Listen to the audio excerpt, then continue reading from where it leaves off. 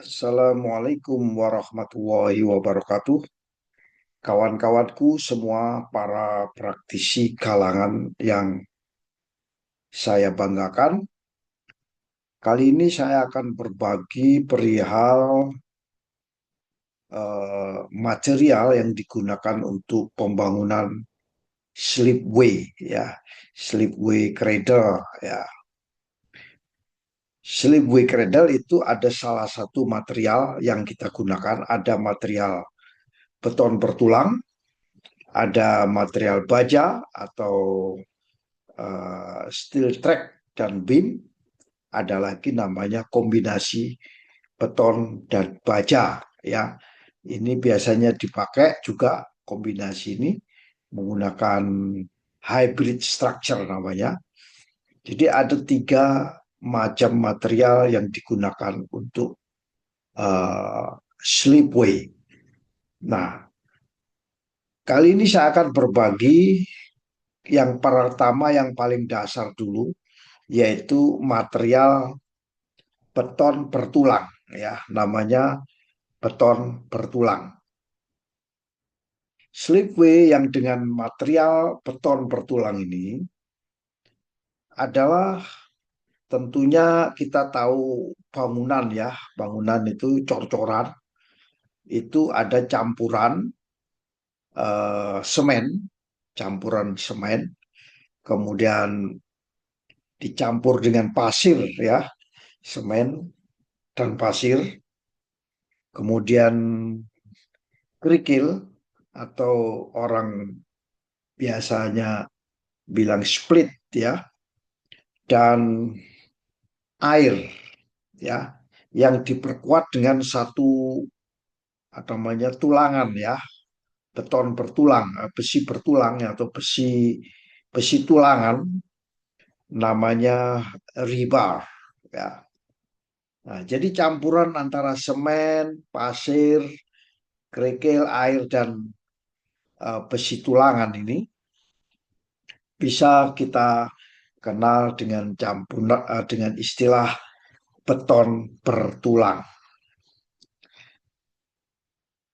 Material ini adalah merupakan material utama ya, material utama pada struktur daripada slipway.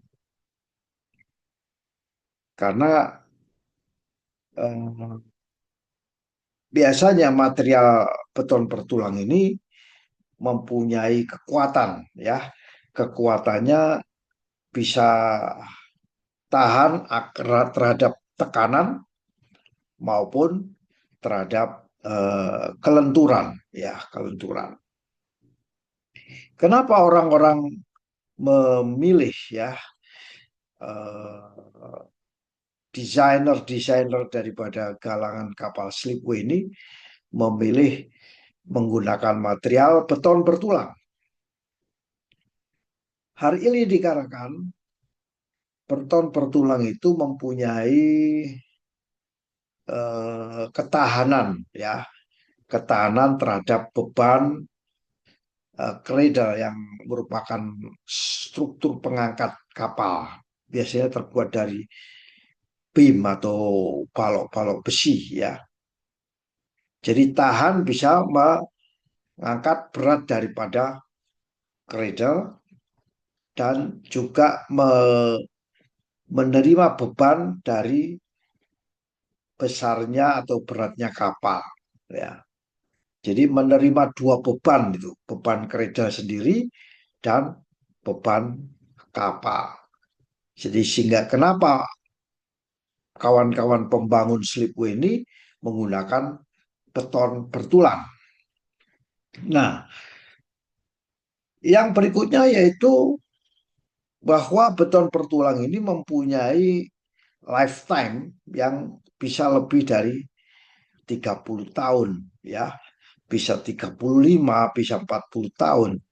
Sehingga depresiasi atau penyusutannya bisa sampai 35 eh, 40 tahun ya.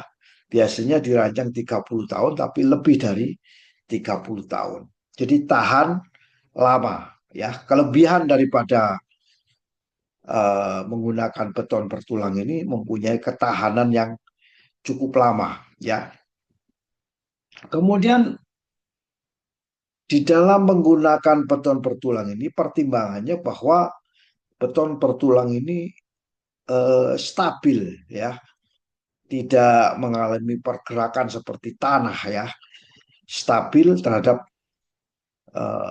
pergeseran tanah, kemudian perubahan suhu, ya, suhu kadang panas, dingin, kemudian cuaca, air, gelombang dan lain sebagainya.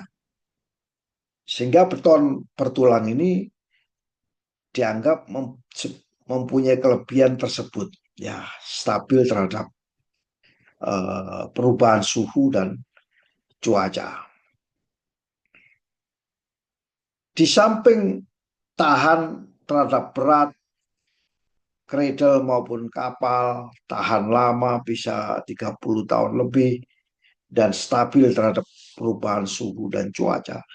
Kelebihan berikutnya adalah biaya pembangunan atau biaya konstruksinya yang relatif lebih ekonomis atau lebih murah. Jadi kawan-kawanku semua, para pembangun galangan kapal jenis slipway cradle ini, kenapa membangun menggunakan material beton? Namun ingat, ada kelemahan daripada menggunakan material beton bertulang. Apa kelemahannya? Kelemahannya yaitu rentan terhadap korosi tulangan yang ada di dalam beton tersebut jika air laut itu masuk ke dalam cor-coran, ya, itu mengalami corrosion, itu kekurangannya. Dan kekurangan berikutnya yang juga tidak kalah pentingnya yaitu butuh adanya perawatan itu secara berkala dan mempunyai perawatan khusus. Namun kekurangan ini masih bisa ditolerir adanya kelebihan-kelebihannya. Nah, untuk itu dengan menggunakan material beton bertulang ini tentunya kita perlu melindungi, ya, melindungi slipway kita ini dengan anti korosif terutama pada bagian-bagian yang mengandung steel atau baja, yaitu menggunakan waterproof coating. Jadi sebelum kita menggunakan beton bertulang, kita lakukan coating, ya, atau menggunakan epoxy sealant, ya. Bal daripada penutup beton ini biasanya harus sesuai standar, ya, sesuai standarnya. Penggunaan daripada apa itu baja atau beton bajanya itu sendiri bisa menggunakan rebar galvanis yang beton tapi dilakukan galvanizing, dan juga bisa menggunakan stainless steel atau stainless. Cuman ini mahal, mahal sekali. Ya, jika memungkinkan itu, cuman jarang ada yang menggunakan stainless steel. Dan penggunaan daripada baja-baja tersebut dan cor itu terutama untuk struktur yang bagian dasar yang mempunyai kelandaian, ya, kelandaian ya sekitar 1:20, ya. Semakin rendah semakin bagus, semakin ringan beban daripada winch. Kemudian fondasi samping juga dilakukan beton bertulang. Di samping fondasi dasar juga fondasi samping ya, atau kita kenal dengan istilah tanggul. Tanggulnya kita cor dengan beton bertulang. Dan terutama pada permukaan atas tempat cradle itu melintas, kita lakukan cor yang mempunyai kekuatan untuk bisa menahan beban kapal maupun eh, beban daripada cradle itu sendiri.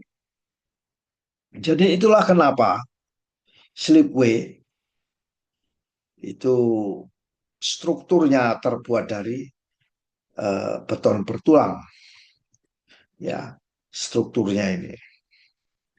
Dan struktur slipway ini seringkali bersentuhan langsung dengan air laut, terutama pada saat air pasang itu selalu naik, dan pada saat turun dia turun.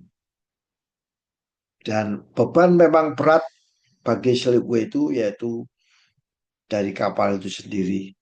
Dan dengan lingkungan terbuka, yaitu sehingga pemilihan beton ini menjadi salah satu opsi yang menjadi opsi bagi para pembangun kapal dalam memilih beton bertulang. Karena mempunyai, apa katakan tadi, salah satunya pertimbangan kekuatan dan daya tahan daripada slipway tersebut. Demikian, semoga sharing singkat ini bisa bermanfaat bagi kita semua. Akhir kata, saya ucapkan terima kasih, semoga bermanfaat. Assalamualaikum warahmatullahi wabarakatuh.